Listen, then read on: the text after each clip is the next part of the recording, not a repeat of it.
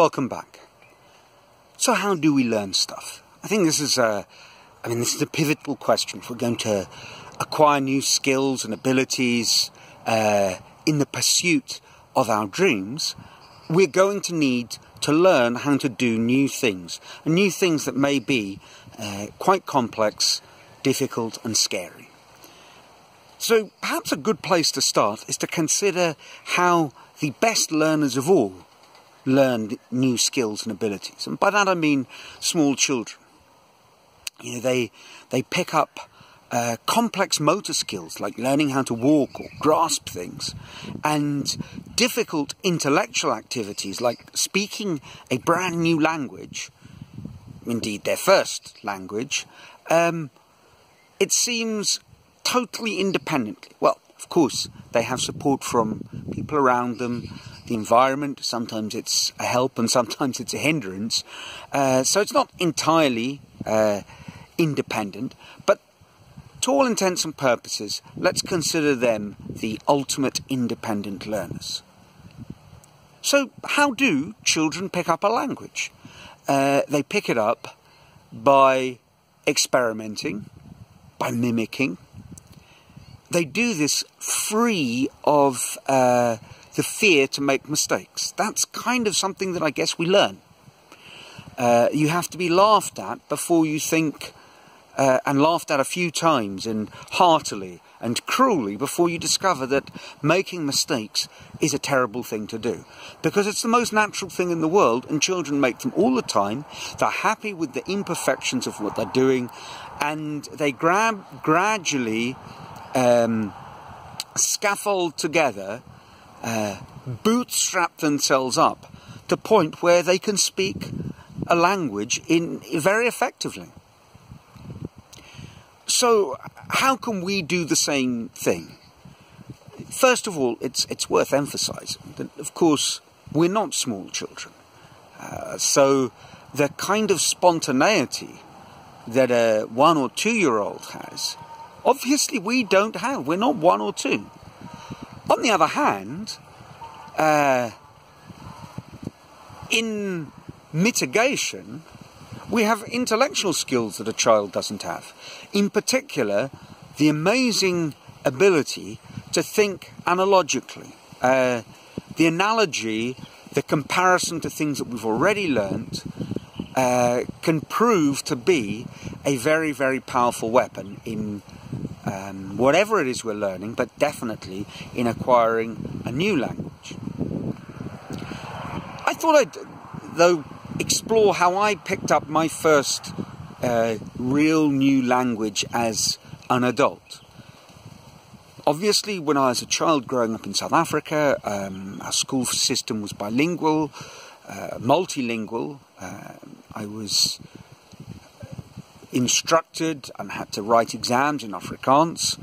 I was terrible. I got a D at standard level Afrikaans, which was quite humiliating, although I didn't care, so no, it wasn't really humiliating at all.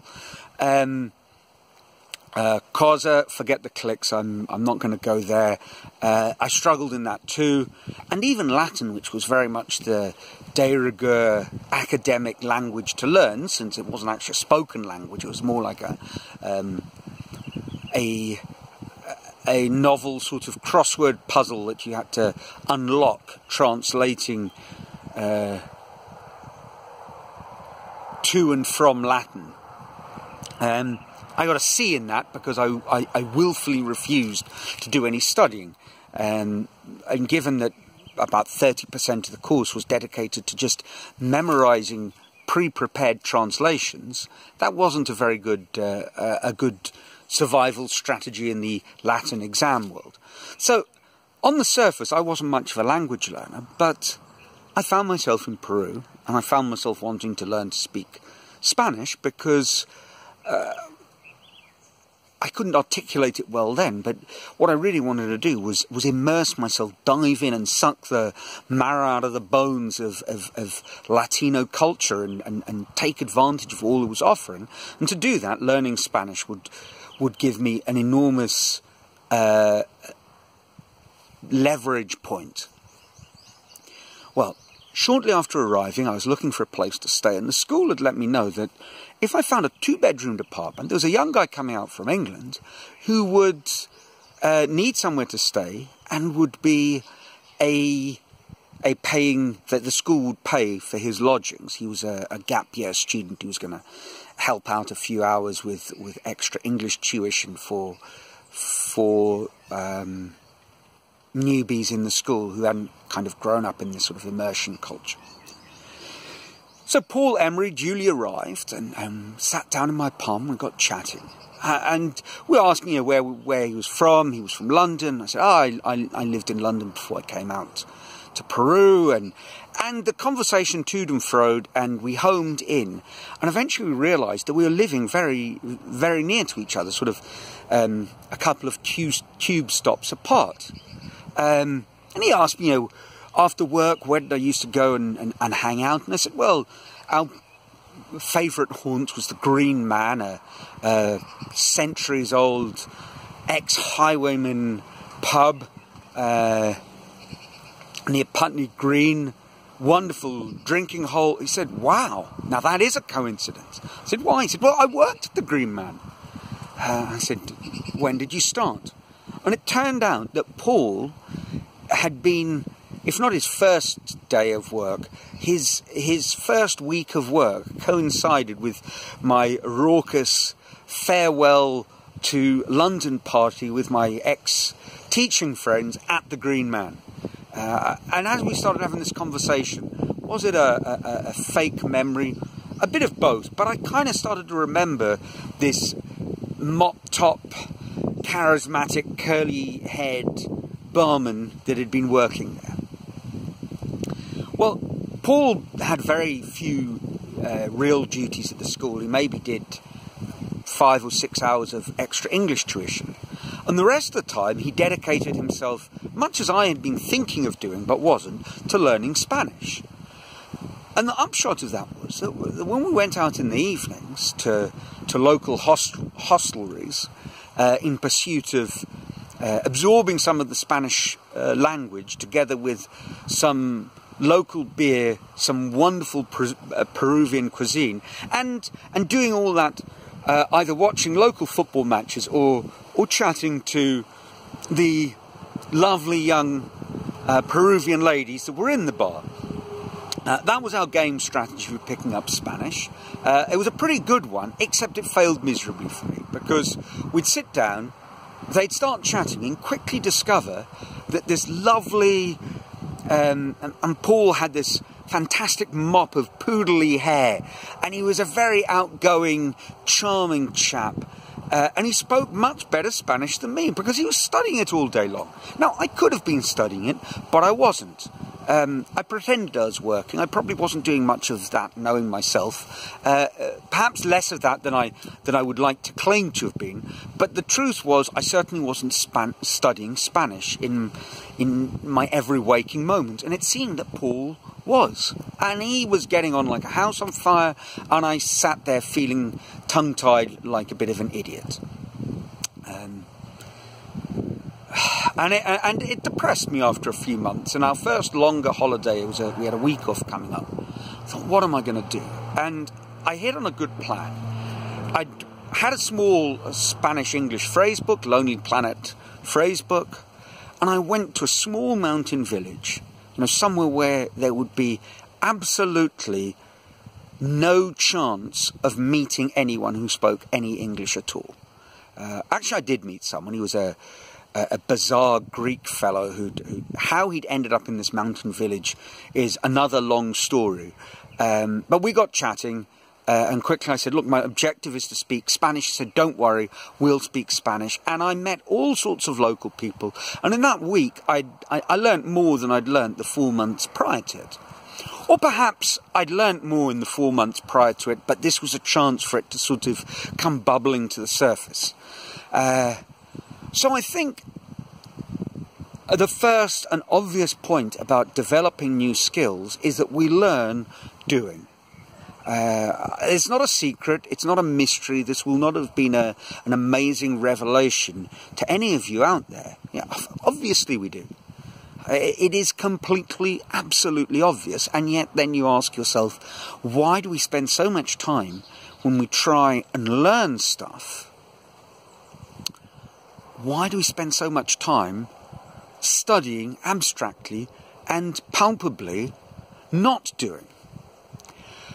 And that's the $1 million question. I think there's perhaps two answers, which I will explore at length in the weeks to come. One is, we need some sort of starting point. Even that baby has a starting point, which is a listening starting point. It's been listening before it starts to speak to English or Spanish or whatever the native tongue is. It's been listening to the language non-stop since it popped out. People have been chatting away. I think this is why when I talk to babies, I try and use multisyllabic words and use them in full, well-constructed sentences. And you know, whatever evidence suggests that Teletubbies is the way forward, I'm not buying into it. Sorry, I'm a Teletubby skeptic, a goo-goo skeptic. Baby talk, not for me. But the baby does have that advantage that it's been immersed in a language prior to starting to experience. But that's probably true of us as well. So that brings us on to what is the next step? And I guess for the baby it's a sense of urgency, it's expressing key ideas, and I think that's what we need to do. If we're trying to learn a new skill, we need to find those initial key essentials and double down on those. If you're trying to learn a language from a communicative point of view, think about what you're trying to say, who you're trying to say it to whom, where, and don't worry about the grammar and the details and so on. Well, worry about it, but don't worry about it. You can start working on picking all that up, but the key is to get out there and start practicing. You don't need a lot of words to get your point across. You probably do need a lot of enthusiasm. If I think back to my friend Paul, that's what he had in spades. So I want to unpick that a little bit, because I think this is coming on to the crux of how we're going to develop as adults a difficult new skill, and it's this process of deciding where to begin, what is critical, and well, that's what I'm going to look at next week. I'd, as always, love to hear what you think. I do think that the deluge of comments has slowly wound down, whether that's because my talks have become a little monotonous, perhaps. Let's be prepared to be self-critical, or is it that there's a natural life cycle of commenting on YouTube vlogs, and I've sort of cycled through it with most of you? That is also obviously quite possibly true. If you are still out there, I would love to hear a comment, even if it's of the very briefest kind. I think this is an interesting question, one that we're going to explore at length, and I'm keen to hear your views. So until next week, from sunny Brazil as we race towards 2020, ciao.